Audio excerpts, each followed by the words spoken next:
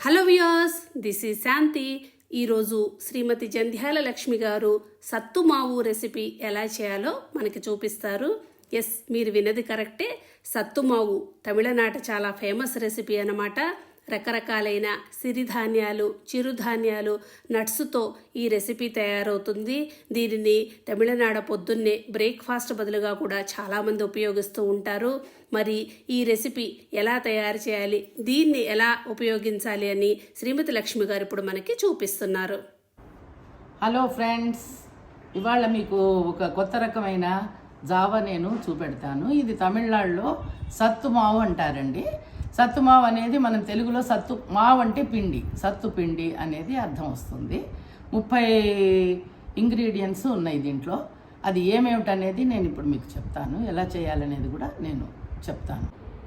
1 glass రాగులు, 1/2 glass ఉప్పుడు బియ్యం, 1/2 గ్లాస్ ఆమలు, 1/2 గ్లాస్ అటుకులు, కొర్రలు 1/2 గ్లాస్, ఓట్స్ 1/2 గ్లాస్, 1/2 గ్లాస్ ఏమో పొట్టు మినప్పప్పు,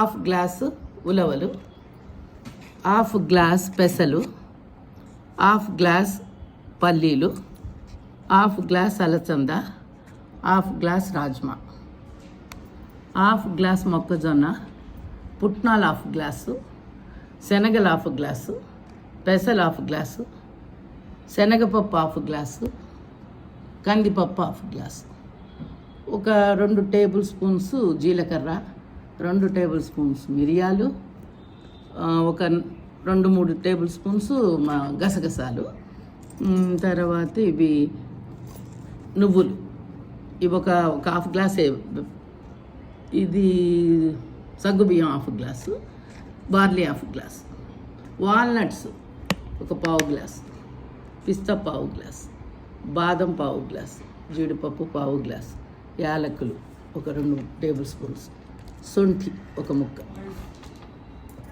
ముందుగా మందపాటి బాండీని స్టవ్ మీద పెట్టుకొని మొదట రాగుల్ని వేయించుకుంటున్నారు. స్టవ్ని సిమ్ ఫ్లేమ్లో పెట్టి ఈ గింజలన్నీ వేయించుకుంటే చక్కగా వస్తాయి. వేగాక రాగుల్ని తీసి ఒక పక్కన పెట్టి ఉంచుకోవాలి. అదే బాండీలో ఇప్పుడు రాజ్మా గింజల్ని వేయిస్తున్నారు.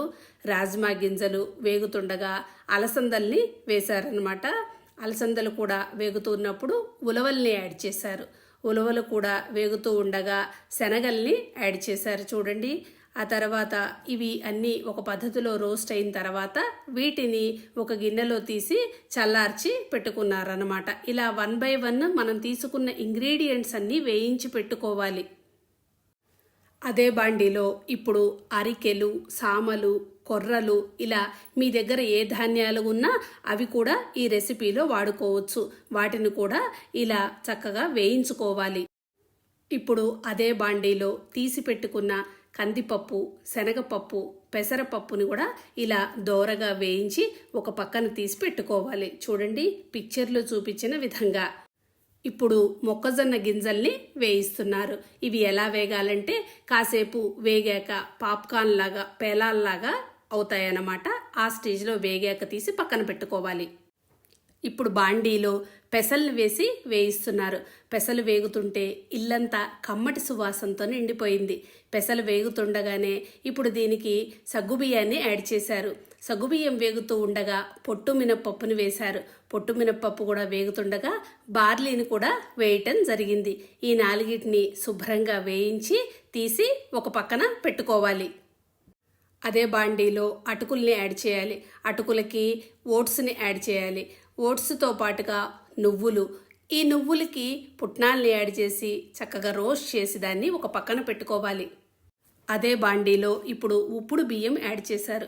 ఉప్పుడు బియ్యం వేగుతూ ఉండగా 1 టీ స్పూను మిరియాలని యాడ్ చేశారు. మిరియాలు కూడా వేగుతున్నప్పుడు సొంఠి ముక్కని యాడ్ చేశారు. ఈ సొంఠిని విడిగా తీసి తర్వాత దంచి అప్పుడు దీన్ని గిర్నీకి ఇచ్చుకోవాలన్నమాట. దీనికి జీలకర్రను కూడా యాడ్ చేశారు. చూడండి, ఈ 4టిని రోస్ట్ చేసి పక్కన పెట్టుకోవాలి. ఇప్పుడు పల్లీలని వేయిస్తున్నారు. పల్లీలు కాస్త వేగాక వీటికి నట్స్ అన్నీ యాడ్ చేసుకోవాలి మనము. మొదట ఆల్మండ్స్ని వేశారు. ఆల్మండ్స్ కాస్త వేగగానే దీనికి జీడిపప్పుని యాడ్ చేసి ఇవన్నీ వేయించి ఒక పక్కన పెట్టుకోవాలి. ఇప్పుడు పిస్తా వేయిస్తున్నారు. దీంతో పాటు వాల్నట్స్ కూడా వేగుతున్నాయి. వీటికి తీసి పెట్టుకున్న గసగసాలను కూడా వేసి వేయించాలి. ఇప్పుడు వీటికి యాలకులను కూడా కలిపి ఒక్కసారి రోస్ట్ చేసి తీసి పక్కన పెట్టాలి. చూడండి, మనం వేయించుకున్న అన్ని గింజలు పూర్తిగా చల్లారనిచ్చుకోవాలి. గింజలు చల్లారాక మిక్సీ జార్లో కానీ లేదా గిర్నీకి కానీ పంపించి ఇలా పొడి కొట్టుకోవాలి. ఈ పొడిని ఒక ఎయిర్ టైట్ కంటైనర్లో భద్రపరచుకోవాలి. ఈ పొడిని ఎలా ఉపయోగించాలో ఇప్పుడు మనం చూద్దాం.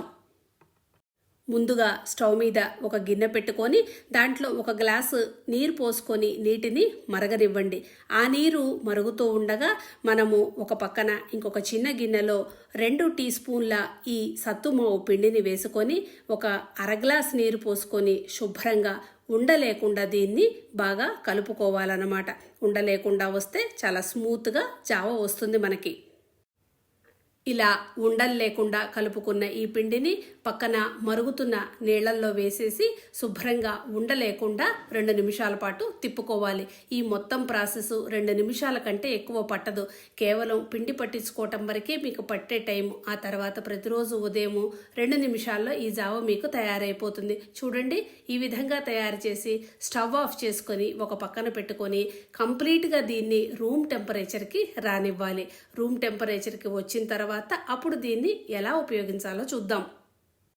ఈ జావ గోరువెచ్చగా ఉండగా 2 టీ స్పూన్ల పంచదార లేదా బెల్లం పొడి, అలాగే ఒక అరకప్పు పాలు కలిపి శుభ్రంగా ఒకసారి స్పూన్తో కలయపెట్టుకొని గ్లాసుల్లో పోసుకొని తీసుకోవాలి. పంచదార పాలు ఇష్టం లేని వాళ్ళు డైరెక్ట్గా చిటికెడు ఉప్పు వేసుకొని గ్లాసుల్లో పోసుకొని సర్వ్ చేసుకోవచ్చు. సత్తు మావు జావలో వాడిన ప్రతి ఇంగ్రీడియంట్ మనకి ఎంతో బలాన్ని ఇచ్చేవే.